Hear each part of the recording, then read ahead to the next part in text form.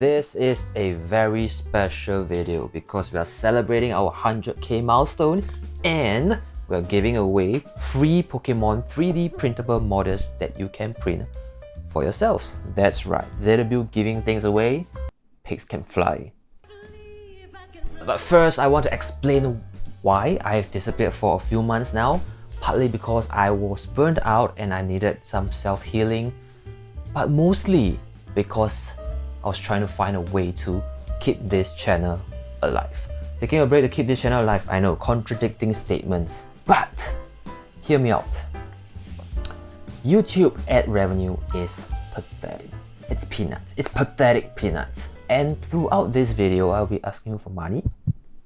I hope to convince you to do what you can to help us continue make videos for the foreseeable future. Right now, we have a 100k play button to unbox. This is what YouTube sent me, and protective foam, fancy. And of course, this is the letter that many YouTubers have received and read in their own unboxing video, so I'll be quick. Do you remember your first subscriber? Boy, do I. Your 100th? Not really, but I remember asking my real life friends to subscribe so that I can have my own custom URL. The 1000th, man, I took 3.5 months to get 1000 subscribers. The most agonizing one was the 4000 watch hours to get monetized. Well, that was brutal. Chances are you do yada yada, your fans may have found you while searching YouTube, blah blah blah. No matter how they came to your channel, fans stayed. And their numbers increased because of your unique voice. Well, my weird accent, thanks for reminding me, YouTube. And the excitement of being part of the growing community that you established. Interesting. I do wonder how you found me and why you stayed. So please leave in the comments below. Tell me why you stayed and what you want to see next. If your answer is Toy Story, you are allowed to add a second one. Maybe? Be creative. The play button, so shiny, and an actual button that I made for myself. I had to upgrade the one I made when I hit 1k subs. Now that it's official. The one I received is a plaque. It's no button, unfortunately, but I cannot thank you guys enough for this because none of it is possible without you. Yeah, you, the one currently watching this boring ass video of me just talking. My true community. And there are only like 10k of y'all, even though I have 100k subscribers, because only 10k of y'all watch videos that are not Toy Story or Spider-Man related. And don't get me wrong, it's not bad, but it's not enough to be a full-time job. How about some juicy stats? My best performing video, Spider-Man, has about 2 million views, which generated about 2.4 USD. Cha-ching! No. I don't even get the whole 2.4k because I have to pay 30% US tax, so I get about 1.7k from 2 million views. And it took more than a year to reach 2 million views. Let's say I need to double the amount to pay the bills and cover all the costs. That's 4 million views per month. Even if I upload 4 videos per month, each of them needs to have 1 million views each. I'm optimistic, but I'm not delusional. Of course, it's just an oversimplified example because I don't want to fall asleep during my own lecture. But long story short, YouTube ad revenue is not reliable. So in order to do what I do, I need a side hustle to generate a stable monthly income. I am starting a Patreon, a monthly subscription service that offers digital content that I don't have to print or paint, and it's a way for me to give something back in return to the people who wants to support the channel financially. And to celebrate the launch together with our 100k accomplishment, the models for March will be entirely free. You can get them on my Patreon under a public post. Tag me when you printed and painted yours, and I will repost and share your work, and we will grow from there. But do not worry, if you cannot join our Patreon because we have YouTube membership. More money, woo-woo! Join us and you'll get exclusive badges beside your name that get fancier and fancier the longer you stay as a member. You will get exclusive emojis to mock me with when I have to send my hands away. And the more members we have, the more custom emojis I can upload. So what are you waiting for? And I know some of you have been wanting to know more about my processes in depth, the not so exciting and not so algorithm friendly ones. Well, I could make some quick and dirty but informative tutorials for members who are interested in learning. That's it. I will stop rambling on and we will continue doing YouTube for a while to see how it goes. But I think I should start writing my resume just in case reality catches up. Anyway, let's drown our worries out with some 3D printing. I bought a new printer from Frozen over the break.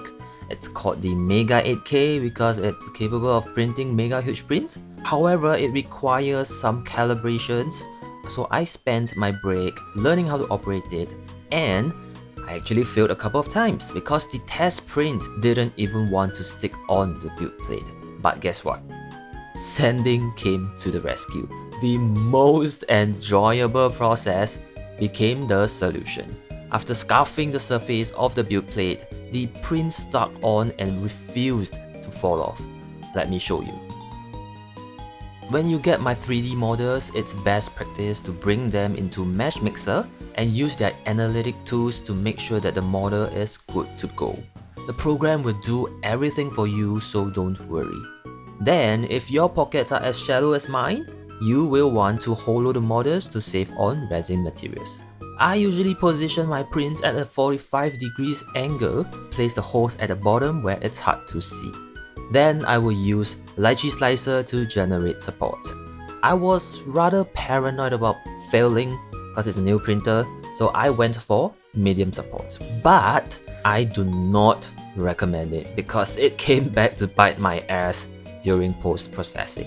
If you choose to use auto-generated support, you might want to go through them layer by layer and add in more support on islands like this to ensure that they print out fine. Ash is done and he's looking real lonely, so I added an entire plate of Pokemon models, exported out to be sliced in Cheeto box, and we can print.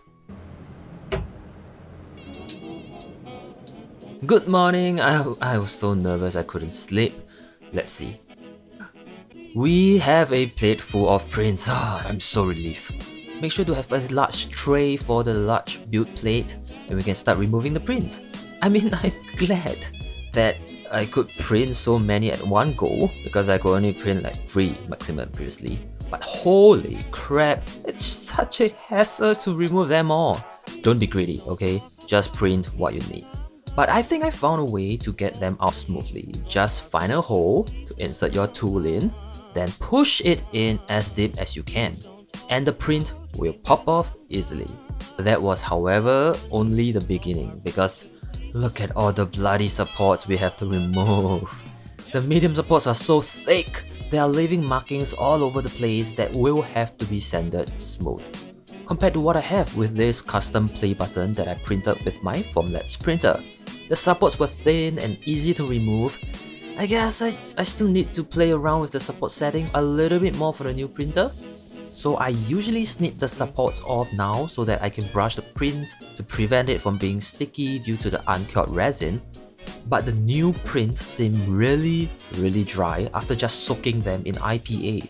So I guess no brushing is required, and we could just cure them under UV light first, then snip their support off when I'm sitting comfortably on my chair instead of suffering at my basin. Arrgh.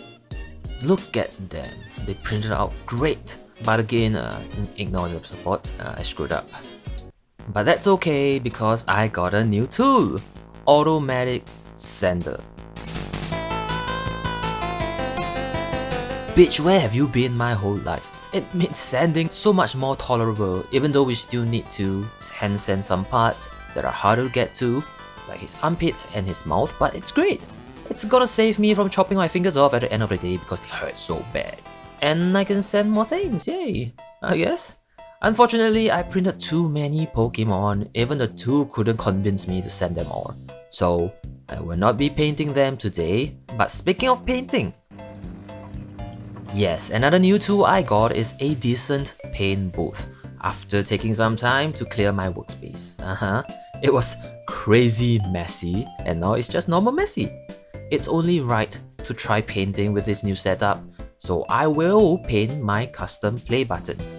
Just a little test paint for the chrome on our little Fucoco to make it shine like a mirror, and of course it worked great for the play button. As for the rest, I bought them from Etsy. Yeah, it came with a fancy box and everything, and I just replaced the play button with my own. Here, a specially made 100k play button from me to you that I will keep at my own home, and you can admire through your screens at your own home. Thank you for sticking around. I don't know what I did to deserve you guys, so don't forget to claim your free Pokemon models at my Patreon, and while you're there, maybe consider subscribing to help the channel, or you can join our YouTube membership. And I hope to see you next time. Goodbye. I already know what you're gonna ask. How about Toy Story models? Look, to determine the things I share online, I ask myself this: how shitty will I feel when I see it leaked, resold, or mass-produced in a China factory? Yeah, no. You have already seen how much effort I put in my Toy Story videos. I'm sorry.